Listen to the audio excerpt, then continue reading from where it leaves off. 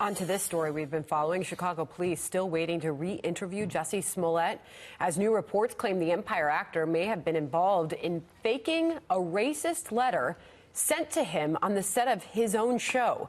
Harvey Levin is the founder of TMZ. TMZ broke this story. Harvey, good morning to you. Welcome. Morning, Harvey. Thanks, guys. What can you tell us this morning? What are we learning about this bizarre story?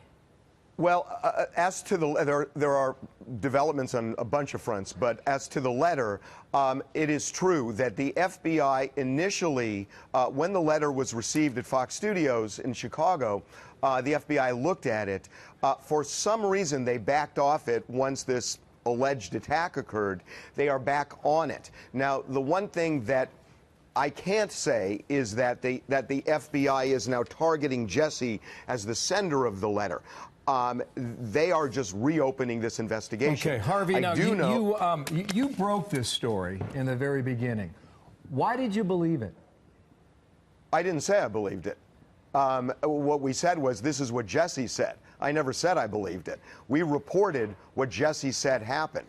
I can tell you that from the beginning, police had suspicions. We knew about the suspicions, but they, on the record, were saying we consider him a victim. So but when you first went to print with this story online, you had Jussie's version of events. Right. Did you run that by police in Chicago before you went online with it? Absolutely. And as a matter of fact, they said we consider him a victim of this crime. And they maintained that for almost 2 weeks. Okay. So you mentioned the letter now. What else is suspicious today, or what else is new today? Well, what's new is it looks like this case may go to the grand jury as early as today.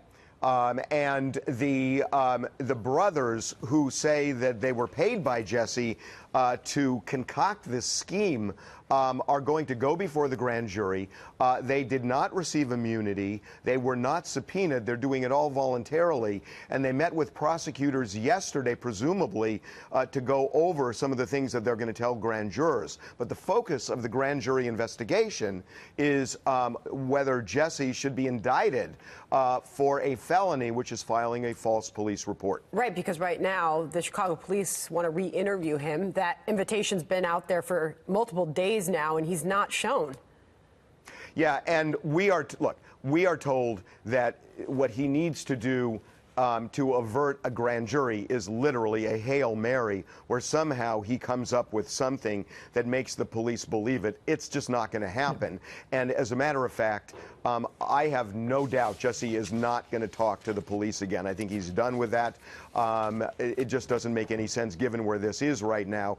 And we're being told by law enforcement the second he refuses to go, it goes immediately to the grand jury. A couple questions here, Harvey. Did he bring his story to you first? Is that how that began?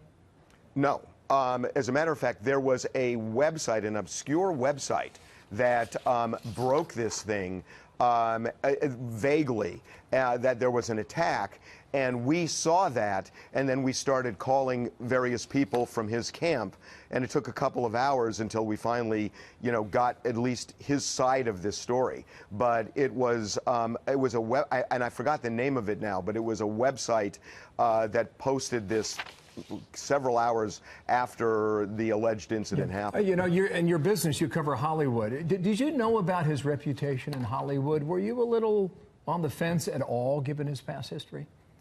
Absolutely not, Bill. Jussie is a well-liked person, both on and off the Empire set.